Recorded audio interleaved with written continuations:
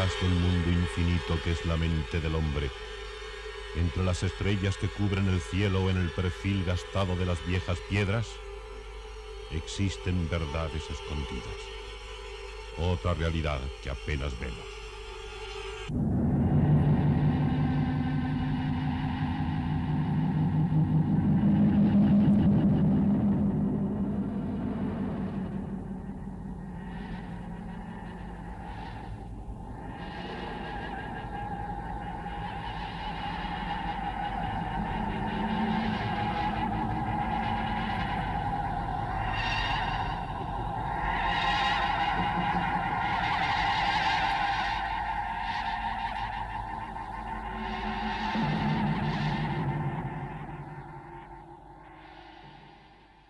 Buenas tardes. Ya al principio de este programa, hace bastantes meses, hablábamos de la hipnosis. La trajimos aquí en ocasión de dos de sus posibles aplicaciones, la regresión y la sintonización. Eran ciertamente dos aspectos sugestivos, un tanto maravillosos, de los muchos que puede ofrecer la hipnosis. Hoy, esta tarde, vamos a hablar otra vez de ella, de la hipnosis, pero en un aspecto más positivo, más racional, menos maravilloso, si ustedes quieren, que es en el aspecto curativo, la hipnosis como terapéutica. Pero puede que, a pesar de todo, la hipnosis como terapéutica le resulte a ustedes sorprendente más de un sentido. Hablar de la hipnosis, hablar de la historia de la hipnosis, nos obliga un poco a hablar de Mesmer. Mesmer fue un austriaco que en el siglo XVIII se afincó en París. Este hombre, conocido de todos, tenía la idea de que en todos los hombres, con más capacidad en unos que en otros, existía una especie de efluvios, unos efluvios magnéticos, una especie de extrañas ondas de tipo magnético que unas personas con esta capacidad más desarrollada podían transmitir a otras a través de sus manos o a través incluso de su mirada. También decía que ese magnetismo podía recogerse de fuentes totalmente minerales y que tenía poder curativo. Mesmer se encontró con un médico, doctor Deslons, catedrático de la Facultad de Medicina de París, que le ayudó.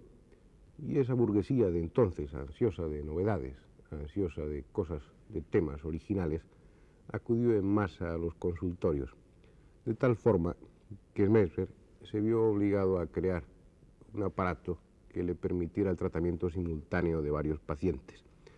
Así creó su célebre cubeta magnética, que es una gran cuba en cuyo interior, lleno de agua magnetizada, hay unas botellas. Estas botellas, colocadas sobre un lecho de limaduras de hierro y de cristal pulverizado, estas botellas contenían a su vez agua magnetizada y del interior de ellas salían unas largas barras de hierro. Estas barras de hierro los pacientes se las aplicaban sobre la parte enferma. Hasta aquí lo que podría considerarse el elemento físico, el elemento desprovisto de sugestión de esta terapéutica. Podría pensarse en un principio que sí, que realmente el magnetismo tenía algún tipo de actuación, pero lo importante para nosotros era todo el aparato que envolvía a la cubeta magnética, todo el aparato sugestivo que envolvía a Mesmer. La habitación tenía una luz adecuada, una especie de penumbra. Había un músico, varios que interpretaban con instrumentos apropiados una música insistente, machacona, con un ritmo como puede ser el del tam-tam de un hechicero o como puede ser el monótono tic-tac de un metrónomo. Había una tensión, una expectación cargada de angustia en gran parte de estos enfermos que acudían ahí, y en un momento determinado, con gran dramatismo, hacía su entrada Mesmer, un hombre de aspecto impresionante, cubierto con una larga túnica.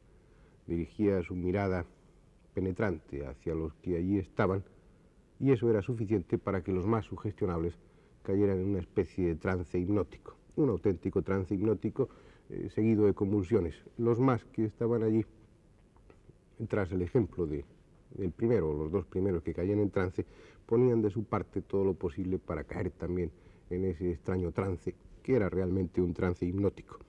Y algunos se curaban. No los curaba Mesmer, se curaban ellos solos por autosugestión.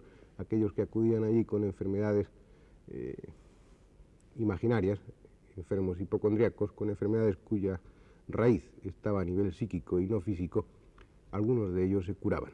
Esto era suficiente para que Mesmer alcanzara una enorme popularidad, hasta que los científicos más exigentes estudiaron su método, acudieron a su cubeta magnética sin ninguna sugestión y por supuesto no experimentaron nada. Lo llevaron hasta las puertas de París y prácticamente lo echaron de la ciudad. No es extraño pues que la hipnosis, con este principio a nivel oficial, con este principio tan grotesco, tan pintoresco, haya estado desprestigiada durante mucho tiempo. Pero realmente no es este el principio. El principio es muy antiguo, no sabemos cuánto. Sí sabemos que los egipcios hace unos 4000 años utilizaban la hipnosis como medio terapéutico. Sabemos que de forma espontánea, de forma individual, por autohipnosis, evitaban el dolor muchos mártires. Sabemos que es una práctica tan antigua como el hombre. Afortunadamente hoy ya ha perdido ese carácter mágico que tenía en tiempos de Mesmer. Hoy se estudia de una forma mucho más racional, ha caído en manos de la ciencia ha establecido sus bases y sobre todo ha establecido sus aplicaciones, como en estas imágenes que les vamos a mostrar, que tienen un atractivo. La de ser auténticas, totalmente rigurosas, están realizadas al amparo de una institución totalmente seria como es una universidad en la Unión Soviética, y el apéndice romántico de haber sido sacadas hace 6 años de la Unión Soviética de contrabando. Estas son las imágenes y sobre ellas iremos comentando y hablando de esta hipnosis terapéutica.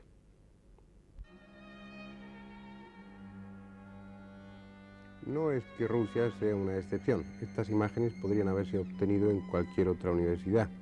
Aquí en España se realizan este tipo de actividades con frecuencia. Pero en este caso es una facultad de medicina dentro de la Unión Soviética. Se pide la colaboración de los estudiantes que asisten a la clase. La vía utilizada normalmente, y también en este caso para entrar en un trance hipnótico, suele ser la sugestión. Se van inhibiendo los sentidos, la conexión con el mundo externo, manteniendo como único contacto el oído, y este limitado a la voz del sofronizador. Las palabras de este van a sustituir la labor de los sentidos. Es decir, el sujeto hipnotizado sentirá las órdenes, o mejor sugestiones, que se le hagan, como está sucediendo en este caso.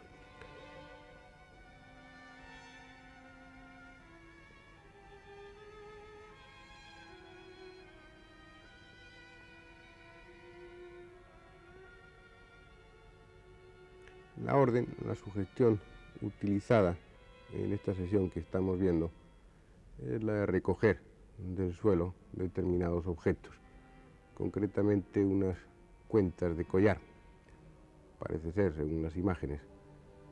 Ellos están recibiendo esa sugestión en un trance cada vez más profundo, hasta el punto que sus sentidos se van inhibiendo y la realidad permanece como una entidad con la que se tiene contacto únicamente a través de esa voz, la voz del sofronizador, del hipnotizador. Él va sustituyendo de alguna forma los sentidos por los que habitualmente se percibe el mundo externo.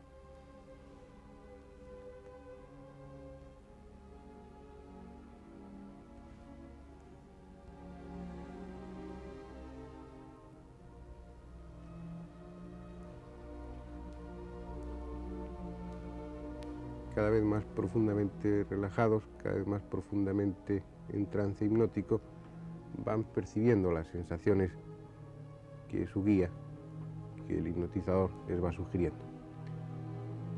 Y comienzan, como les decía antes, a recoger esas cuentas de collar del suelo. Ellos las ven, ellos las tocan. Para ellos, dentro de su trance hipnótico, son una realidad. Tengan en cuenta que se ve, se oye, se huele en el cerebro, que los ojos, el oído o cualquier otro receptor de los sentidos son solo eso, receptores, que a través de la vía nerviosa transmiten el impulso al cerebro, que es el que realmente siente. En este caso, En la hipnosis se prescinde de la vía aferente, se hace que el cerebro sienta directamente sin necesidad de los receptores. Esas cuentas que han recogido y que para ellos son auténticas, las van ensartando después cuidadosamente para recomponer ese ficticio collar.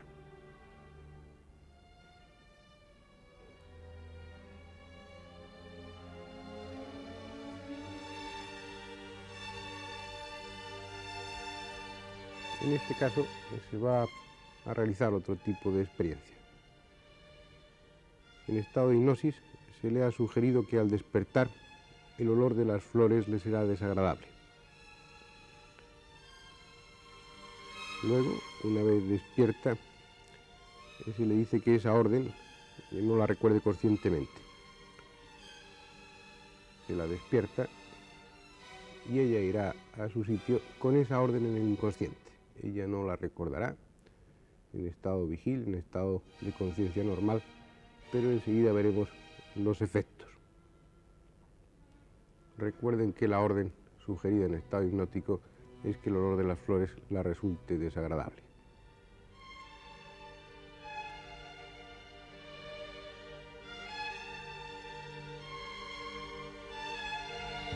Y esas son las consecuencias.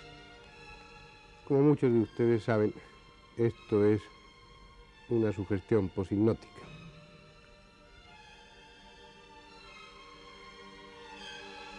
Una vez liberada de esa orden, ella percibirá el olor normal y agradable de las flores.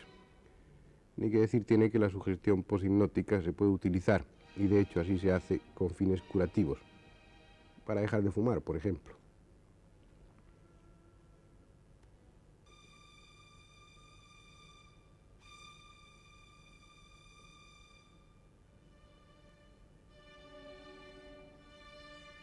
Liberada de su orden, ella no siente ningún desagrado con las flores.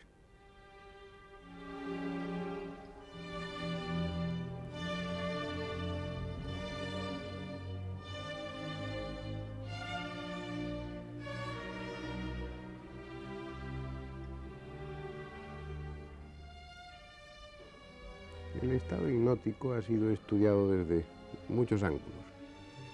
Son numerosos, incalculables ya, los volúmenes escritos sobre esta materia. Se ha estudiado desde todos los puntos de vista, desde todos los ángulos. En la Unión Soviética, ni más ni menos que en cualquier otro país.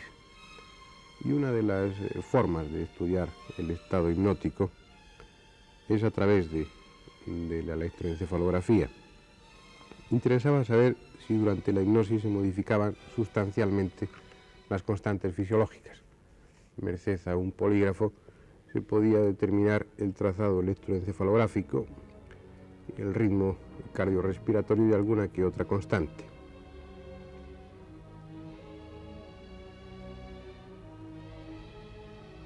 En contra de lo que se pensaba, se pudo comprobar que al pasar del estado vigil, del estado despierto, al estado hipnótico, el trazado electroencefalográfico, ya saben ustedes que el trazado electroencefalográfico registra esa actividad bioeléctrica que se produce en el cerebro, la amplifica enormemente y la pasa a un trazado que permite después diagnosticar determinadas enfermedades y sin un interés diagnóstico simplemente comprobar la actividad del cerebro. En este caso vieron que no se modifica prácticamente el trazado electroencefalográfico. Es decir, a nivel bioeléctrico, la actividad del cerebro durante el estado hipnótico es muy similar a la actividad del cerebro, la actividad bioeléctrica, cuando el sujeto está despierto. No obstante, estos estudios electroencefalográficos, ya antiguos, permitieron comprobar que el trazado electroencefalográfico se modifica con las órdenes hipnóticas de ruidos, por ejemplo, como lo haría si el sujeto oyera realmente esos ruidos. Y ese acusar los ruidos sugeridos, ruidos inexistentes en la realidad, se refleja disminuyendo el ritmo alfa. Las aplicaciones que se le han dado a la hipnosis desde un punto de vista médico, desde un punto de vista terapéutico, son enormes. Sobre todo desde un punto de vista psicoanalítico, y esto fue lo que más impulsó el estudio de la hipnosis a nivel médico, fue el ver cómo este estado de conciencia especial permitía un acercamiento, una entrada en esas etapas de la infancia en las que son muy precoces para que el recuerdo permanezca después adulto a nivel consciente, pero que es muy importante porque en esa época, en esa etapa, los traumas, las impresiones son, según el psicoanálisis, causa una especie de espina irritativa que en un momento determinado va a producir una serie de síntomas psicofísicos cuando el individuo ya es adulto. De esta aplicación de la hipnosis como vía de entrada a las vivencias de la infancia se ha pasado después a toda una multiplicidad de actividades y de utilidades que se han ido encontrando a la hipnosis.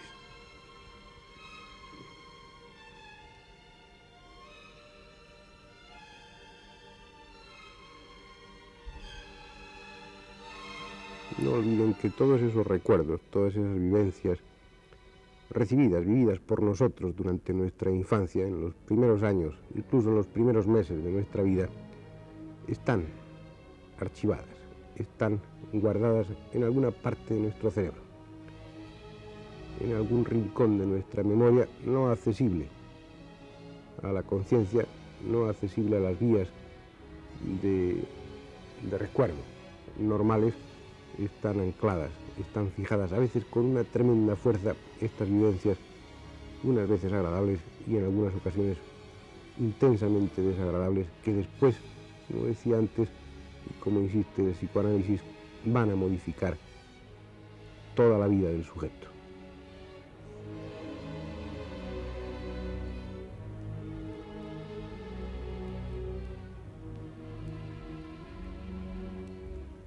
Hoy sabemos que multitud de enfermedades tienen su origen no a un nivel físico, sino a un nivel psíquico. E incluso que las enfermedades puramente orgánicas, puramente somáticas, existen con una intensa participación de la psiquis del individuo. Por eso cada vez se habla más de medicina psicosomática. Pero sin recurrir a matices, utilizando unos diagnósticos simples, escuetos, existen multitud de enfermedades tremendas que transforman la vida del sujeto, como puede ser una parálisis o como puede ser una ceguera, cuyo origen es psíquico. En definitiva, se trata en estas ocasiones de síntomas de conversión histéricos, de transformación de una vivencia de tipo angustioso en una vivencia somática, en un síntoma orgánico, en un síntoma somático, funcional, mejor dicho. En este caso es una parálisis, una auténtica parálisis, que es, como les decía, un síntoma de conversión histérica en este caso. Parálisis histéricas que duran a veces toda la vida, ya que al poco tiempo se asocian a una auténtica atrofia muscular por la no utilización de esos músculos.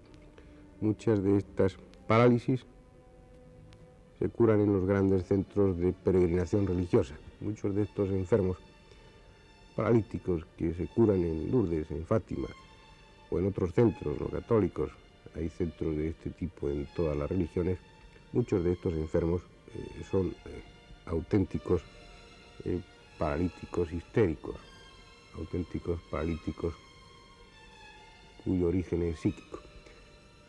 Estas enfermedades motoras son relativamente frecuentes con este origen, dando movimientos de tipo cuneiforme, trastornos psicomotrices, trastornos de la coordinación motora, trastornos que duran años, que a veces duran toda la vida y que son tan importantes y crean una enfermedad tan importante como si se tratara de auténticas lesiones orgánicas.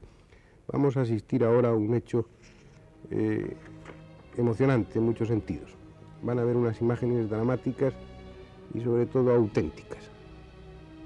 En una sesión de hipnosis se pone en trance profundo a esa paciente parapléjica que veíamos antes. No puede andar, sus piernas no le sirven. Para ella su parálisis es indiscutible, para ella y para su familia. No puede andar aunque quiera.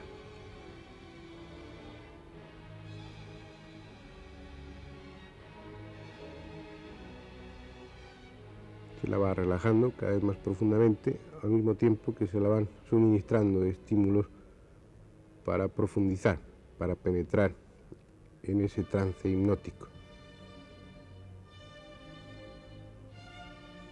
No son imágenes simuladas, no es una dramatización.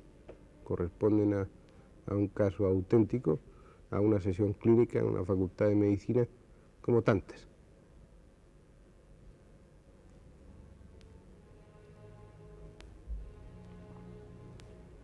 Durante el trance se le hace revivir ese trauma psíquico que la produjo el bloqueo, la negación subconsciente a caminar.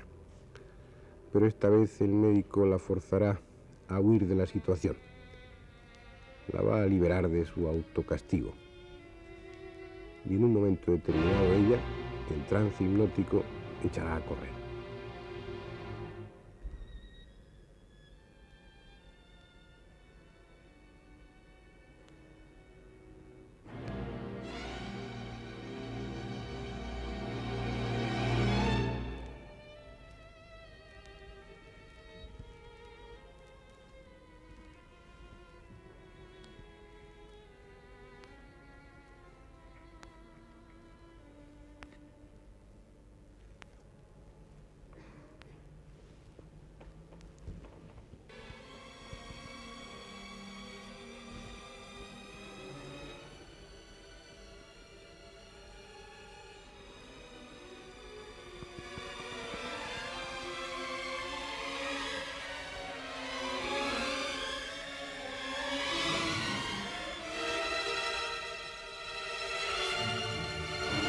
Despierta, una vez fuera del trance hipnótico, ella se da cuenta que puede mover sus miembros. Se da cuenta de que realmente puede moverse con libertad. Ojalá fuera tan fácil siempre poder solucionar este tipo de problemas. La silla de ruedas queda al fin abandonada.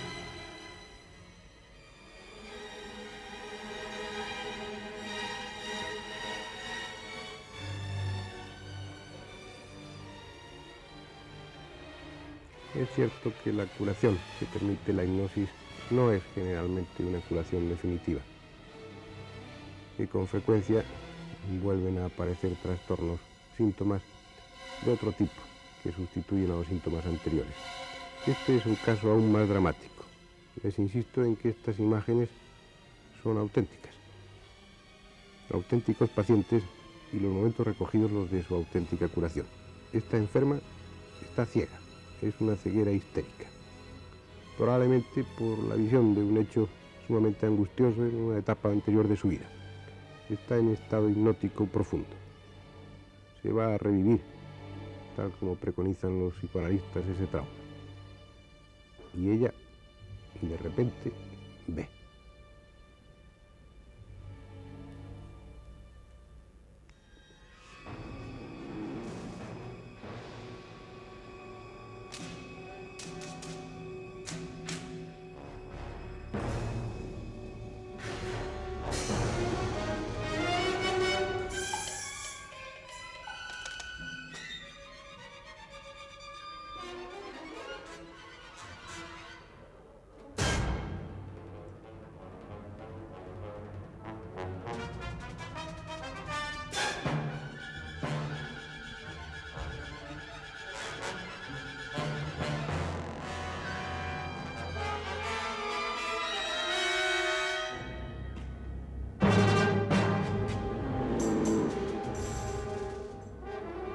Como todos sabemos, la hipnosis, desde sus grados más superficiales de sugestión hasta los más profundos de anestesia total, se utiliza con éxito en multitud de actividades terapéuticas. Se utiliza desde el parto sin dolor hasta la realización de intervenciones quirúrgicas muy complicadas sin más anestesia que la hipnosis. Pero insistamos una vez más en que no es un descubrimiento, sino un redescubrimiento, que ya los egipcios lo utilizaban, probablemente mucho antes que ellos también se utilizaba, y que, sin ir muy atrás en el tiempo, en el siglo XIX, el doctor Sdale en Calcuta realizó más de 300 intervenciones quirúrgicas importantes sin utilizar más anestesia que la hipnosis. ¿Pero qué es la hipnosis?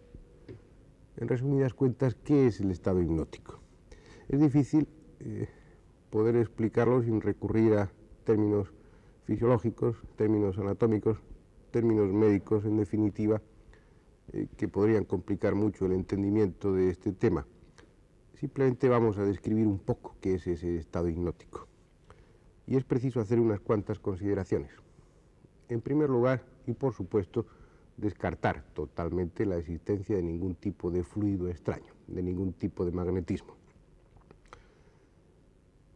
En definitiva, puede decirse que no es incluso el hipnotizador el que hipnotiza, sino que es el propio sujeto el que se auto-hipnotiza gracias a esos estímulos externos. En el caso del hipnotizador, estímulos externos que pueden ser sugestivos, como la voz reiterada, que pueden ser de fascinación, como la observación de una bola, de un punto luminoso, y que a veces son estímulos internos por una preparación, en el caso de la autohipnosis. Es un estado especial de conciencia. El individuo hipnotizado no está dormido, no tiene nada que ver. El trazado electroencefalográfico, como han visto, es mucho más parecido al trazado electroencefalográfico durante el estado de vigilia que al trazado electroencefalográfico durante el sueño. Curiosamente ofrece similitudes con ese estado de sueño paradójico, esas fases REM que conocen bien los electroencefalógrafos, cuando el individuo sueña. En ese momento, ya saben ustedes que todas las personas sueñan unas 5 o 6 veces durante la noche. En esas fases el trazado electroencefalográfico cambia, pasa del trazado típico del sueño a un trazado de actividad, que es muy parecido al trazado electroencefalográfico que aparece cuando el sujeto está en estado de hipnosis. No es pues un estado de sueño, es un estado especial, pero un estado tan especial que se puede hablar de él como una excepción dentro de la vida psíquica del sujeto. Un estado en el que el individuo está, por así decirlo, en el sótano de su casa, del edificio de toda su psicología, del edificio de su cuerpo incluso. Un sótano en el que tiene acceso al archivo donde se guardan sus recuerdos, en el que está tocando con sus manos los puntos mismos donde se producen las sensaciones y donde se ordena directamente al cuerpo físico. Un estado, en definitiva, que no es sueño y que no es vigilia. Un estado en el que el hombre es capaz de revivir sus vivencias de la infancia y es capaz de ordenar a su propio corazón que lata más despacio. Un estado excepcional, un estado muy especial que aún no hemos aprendido a utilizar del todo.